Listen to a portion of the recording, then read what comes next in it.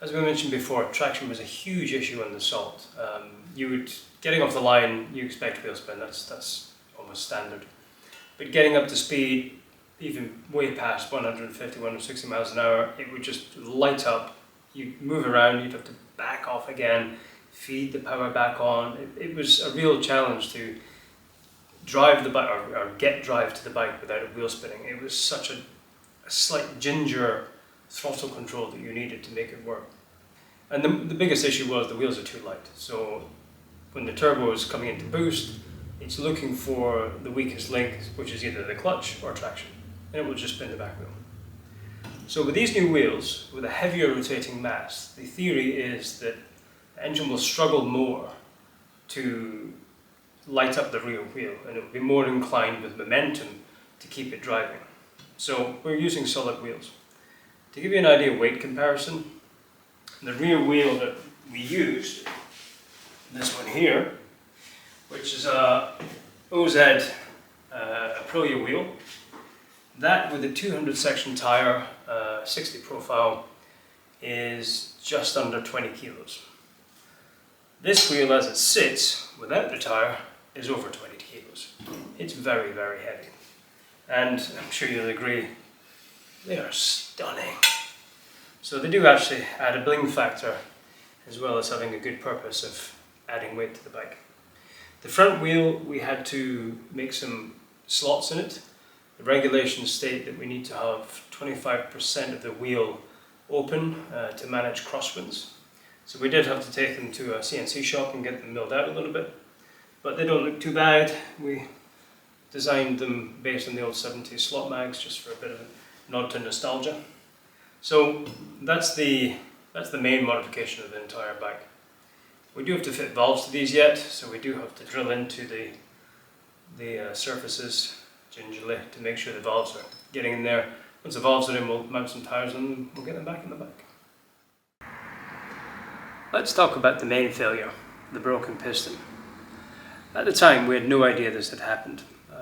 We finished the run, we pulled into the service road, and everybody's excited because they said on the radio we'd been qualified to do the long course, which means we were over 175 miles an hour at the 2.25 mark on the course. So everyone's excited, let's go back again, we can do another run, we have time. But we looked at the back of the bike, and where the oil catch can was, there's a filter on top of it, and it spewed out foamy oil water mix all over the back of the bike. So our day was done. We knew there was an issue, but the bike felt great. It was the fastest run we did of the day, so we can only presume this happened whenever we shut off the throttle. We thought it was a head gasket. We honestly thought that was our issue, and spent 3 months planning on how we can have a better clamping force. We've had Inconel head bolts made and stronger nuts to give us a better clamping force, thinking it was the head gasket was a problem. This is it.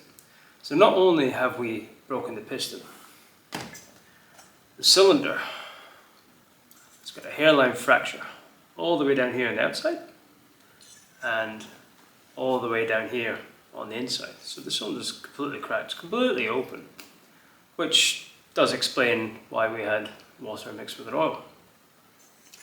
The bigger question is, why did it happen? So leading up to the last run, the previous 3 days, there would have been a lot of waiting time between runs, hours and hours.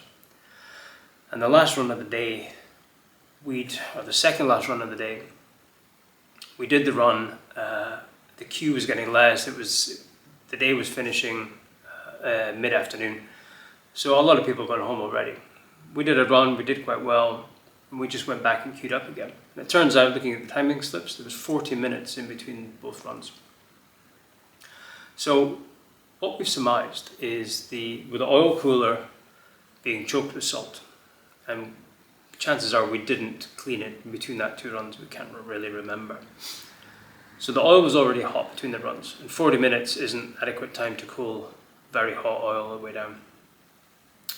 We've then got the turbo, which runs in the same oil system, and that's always heating up oil as well. So you've got additional heat into the oil, which we never thought about at the time, and a clogged oil cooler. Along with this, we've got the stress of the run itself, with high boost pressures and prolonged boost time throughout the run. So what we think is with that, the piston's not been getting the right oil spray behind it, and it's been heating up. The skirt's heated up a bit, it's caught on the side of the cylinder, broken it off. I'm surprised actually with the amount of material that's missing that it hasn't done more damage. We've been quite lucky. The debris, however, is all the way through the engine, so we're going to have to strip the motor out completely and clean it all up, because this chunk is not a chunk anymore. It's been chewed into the gearbox and it's now paste. Fun and games. The solution? New pistons. We have high standard compression forged pistons coming in from Pistal. They're making a set, or making 2 sets for us right now. And that will give us a lot more strength in these pistons. And now that we've read into it, the OEM pistons are renowned for being slightly weak. So maybe we're just asking slightly too much of already a weak point in the motor. So better pistons, forged pistons, stronger pistons, better coating, stronger head bolts, and a lot more cooling with the oil, and the addition of a temperature sensor for the oil so we can keep an eye on it. We think that's going to be a better option and give us more reliability in the future. Who knows? Hope you've enjoyed this slightly different format of video, more explanation, more talking as opposed to building on the bike, but it might give you a better insight of where we've been and what we're up to and why we're doing it. If you've got any comments, suggestions on how these videos go, please let us know. We're new to this.